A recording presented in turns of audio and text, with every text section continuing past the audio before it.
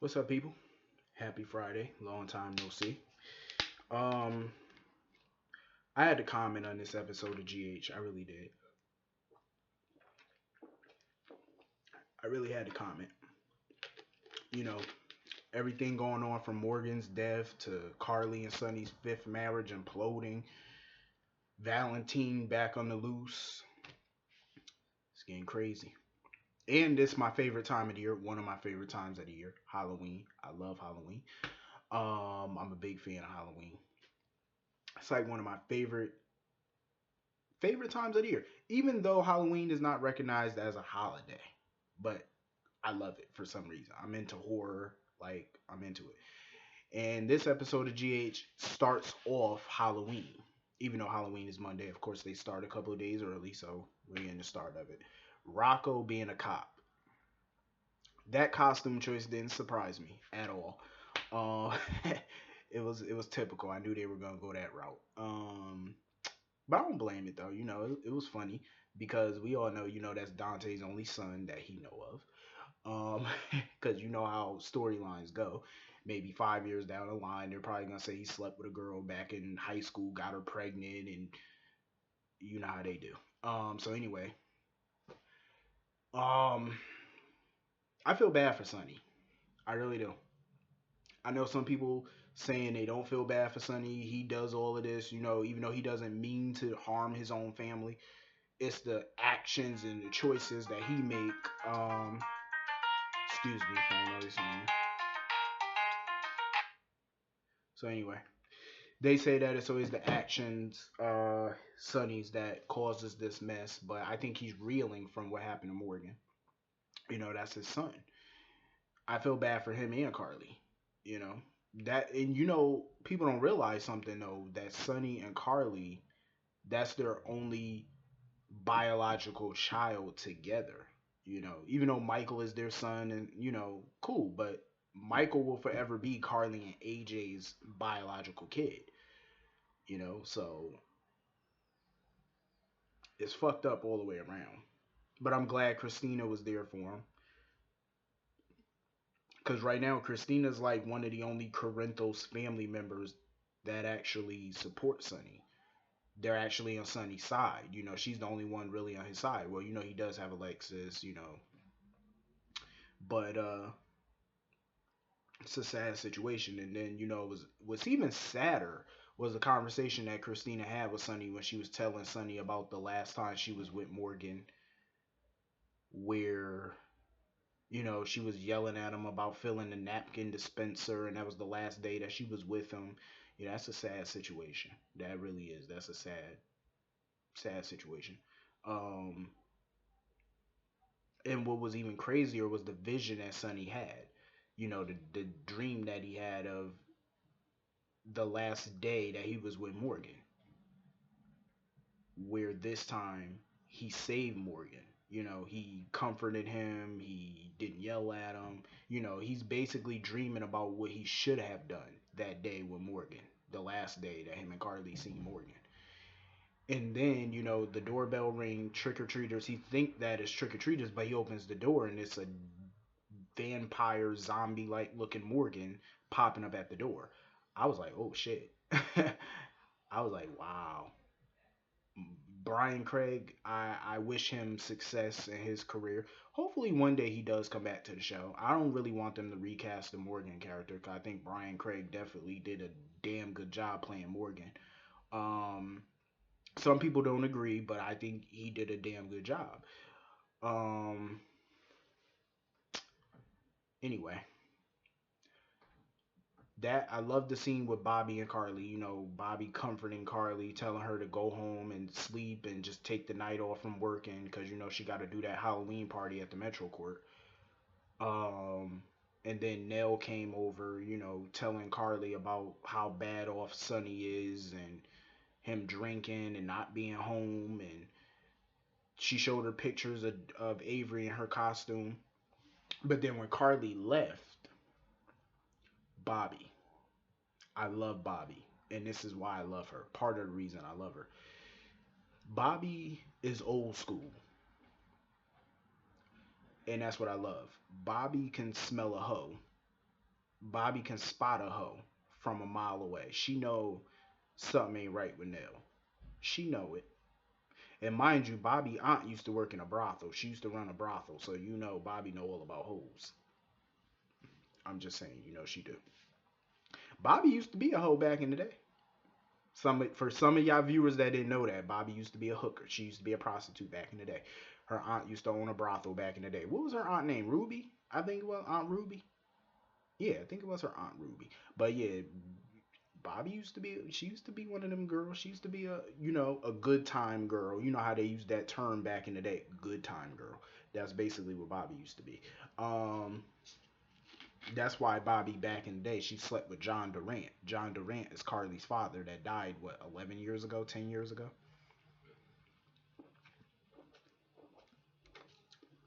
But anyway, I digress. The past is the past. Um, so yeah, she know Bobby's spidey senses were tingling. She knows something ain't right with Nell. She know it. That's why she was dropping little hints and shit like that. She know. She know. And she's definitely, as time goes on, she's definitely gonna be paying more attention to Nell. But anyway,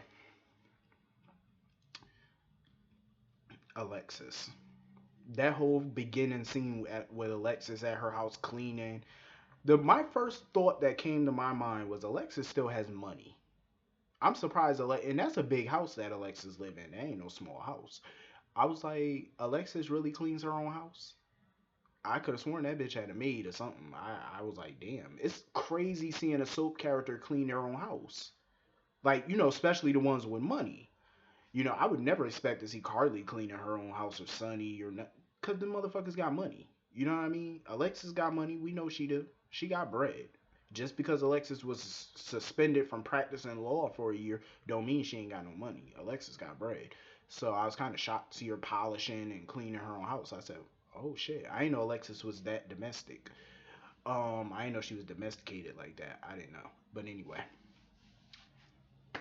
bravo to you, Alexis, for cleaning your own fucking house. See, everybody don't have maids and cooks like Sunny and them Garciella. That's Sunny's maid. Alice, the quartermain maid.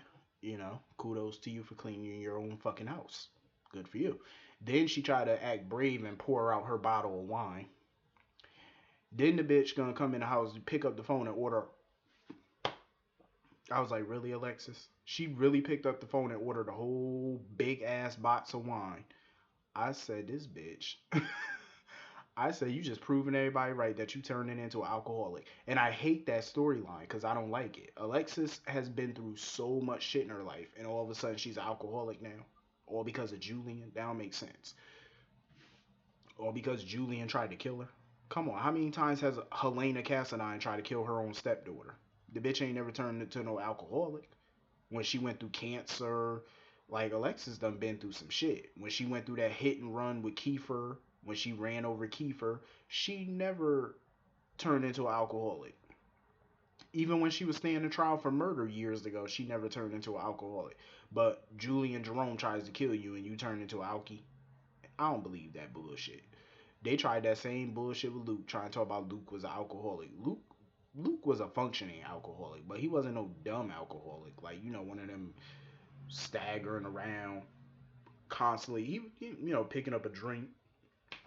He was a different type of alcoholic, and Alexis ain't no alcoholic. I highly doubt that. So I don't like the fact that they trying to write her as such, because that's not true. Um, it was good to see Sam with her baby bump. Her and Danny came over, and Alexis again. I want to slap the shit out of her. She gonna tell Danny I got some gum. Then gonna turn around and tell Sam I lied. I don't really got gum. I said, well, what kind of grandmother are you? Like seriously, that's a fucked up grandmother. I'm just saying. First you tell the boy you ain't got no candy and it's Halloween. Then you tell him all you got is gum, but it's somewhere in the house, so you make him go search for it.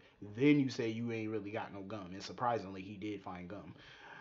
Good job, Danny. You'll make a hell of a cop someday. You can surpass the bullshit, especially the bullshit that his grandmother was telling. She done told. Anyway, I digress. So Sam Well, Danny blurted out the fact that they were moving, so Sam told her that they were gonna plan. They were thinking about moving to a small town. But Alexis, she wasn't mad at it because she understood why they were thinking about leaving because of the violence. With the new baby coming, I definitely get it. Um,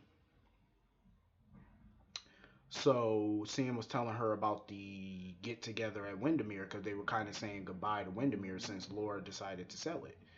Um, I don't blame Laura. I don't blame them. I'll get on that in a minute. But Alexis, of course, didn't want to go initially. She didn't want to go until her box of liquor came. And she done lied to her grandson yet again in the same day. Same episode, lied to him. Talking about these are cleaning supplies. And then as soon as Sam was about to ask about that box, she changed the subject, talking about now all of a sudden she want to go to the party. Alexis, now I see why she's a good lawyer. She know how to lie like the best of them and get away with it. Um, so she was like, the house cost her misery all these years, so she might as well go say bye to the shit, even though she feel like they should have burnt the motherfucker down. I think so too. Um, so anyway, Lulu and Maxie they were talking or whatever about wedding plans and for Maxie and Nathan and talking about their kids in Halloween costumes. I like that scene. That was a down to earth scene. Um, I'm just so bored with Nathan and Maxie as a couple. I feel like at this point they're not gonna get married. I just feel like they're not. They've been engaged for like a few months now, and in soap world, if you don't get married after 2 to 3 months, you're not getting married, basically, or you're gonna get close to getting married, but then something else gonna happen. But I doubt they're gonna say I do and actually go through with it, because it's not gonna happen. I highly doubt it. I'm just bored with them as a couple though. They just don't have that spark, that flair. They just don't have it. So Nathan came home. Him and Maxie, of course, had sex for the billionth time, and he finally got the images from the cops or whatever in Canada or whatever about who got off the plane. Surveillance footage of Claudette getting off the plane, but they didn't see Claudette. They saw a lady with a wig on. Maxie knew that it was a wig, and some guy holding her back. Obviously, it was Claudette and Valentine. Um. So anyway, what was I about to say? I like Laura and Kevin. Laura and Kevin, I like them as a couple. And then Lucy Coe had to show up. And she was all jealous. And then they were going over the real estate stuff, about selling Windermere. And Lucy was so slick with it. Like she tried to fish for information from Laura, asking her now that she's selling Windermere where she's gonna stay. And she was happy as shit when Laura told her that she was staying with Dante and Lulu. She was happy because she was hoping that she would have said somewhere else instead of, staying with Kevin. But I'm like, their relationship is fairly new, so I doubt they're ever gonna move in together. Not anytime soon. They just had one date, so I doubt it's that serious. But I like them together. Lucy, I hope she backs off because you had your chance and you blew it. You cheated on him with a little munchkin, and he divorced your sorry ass. So get over it and move on. So anyway, Dante and Lulu show up or whatever to Windermere, and Laura tells Dante and Lulu about Spencer's candy stash. I wish I knew about that candy stash. Like I seen all that chocolate. I was like, oh hell yeah. He got chocolate Reese cups. I said, Nicholas gave that boy a whole candy stash. Well, he was a billionaire, so I'm jealous. Like I used to have, I used to be around a lot of rich people. Like one of my homeboys back in the day was rich. Well, he still is. His parents had money. I would go over his house. He got a pool table in his house. That fool had a whole. I'm not even exaggerating. He had a room. I mean, a room. It's like a fucking grocery store. It's like a convenience store. A room. Donuts, Little Debbie's, Hostess, Reese cups, M&Ms, Three Musketeers. I was like, I'm in fucking heaven when I was in there. Yahoo. He had all type of shit in that room. A whole room of junk. I said, what the fuck? When I got home, I was just kicking shit when I got home. Cause my house ain't nothing like his house. I ain't got no candy stash room. A whole room dedicated to candy. And Hostess and Little Debbie and honey buns and I say, ain't this about a bitch? I,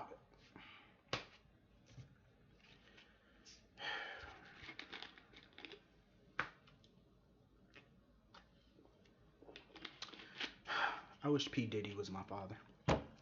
Anyway, um, so anyway, yeah. So Kevin had to go to the hospital or whatever, Mercy Hospital, because he had to hand out candy to the kids since General Hospital is closed because they used to do it at GH, but since that's shut down, they had to do it at Mercy. Um, then some dude come at the door wearing the same exact costume as Kevin, but of course we all know it ain't Kevin because he still got the lion head on and he ain't talking, so I knew it wasn't Kevin. Then that's when Laura got a phone call telling her that the sale wasn't gonna happen because even though um, Spencer has the proxy or whatever, Spencer uh, basically has a trust and he has power of attorney over the estate of Nicholas. Even with his power of attorney, Laura can't sell Windermere. So that's when, of course, Kevin comes in. And they all realize that the dude in the lion mask ain't Kevin. So, of course, it's Valentine. I'm sorry, but Valentine, I miss Helena. I really do, cause she was I loved her as a villain. Like, but I understand, that they killed her off, quote unquote. Maybe she is dead this time. I mean, I wouldn't be shocked at this point because if Days of Our Lives could kill off Stefano Demira, I wouldn't be shocked if GH killed off Helena for good, just like they did Stefano, just like Days did Stefano. And I'm still pissed about that. But I understand Joe Mascalo had to retire because of health reasons. But Constance Towers, ain't nothing wrong with her health. And I know she wanted to keep staying on GH. Damn Frank Valentini, son of a bitch. Um, but yeah, I don't really care for Valentine. Like he bores me to no end. Like he's just I don't know. Maybe I'm just not getting into him yet. I don't know. But I'm actually kind of interested in this now because now Alexis gets to officially meet her bastard half brother. Because remember when they were on Cassadine Island, Alexis never met him. So now she gets to finally meet her bastard brother, half brother, no relation. Um, it's funny because the guy who plays Mikos Cassadine, he's still alive. I wish they would have brought Mikos back because all of this would have been hilarious. Anyway, I hope. Oh, let me touch on something real quick. Steve Burton. So about a month ago, Steve Burton announced that he was leaving Y&R, and the internet went into a tizzy. They're like, "Oh, he's coming back to General Hospital." As long as Frank Valentini is executive producer, I don't see it. I don't see Steve Burton coming back as Jason Morgan. I don't see it. Not unless they work out something that benefits the producers and the show and benefits Steve Burton. That's the only way I'm seeing it. But anyway, I hope all you have a great day. See you all later. Have a great day.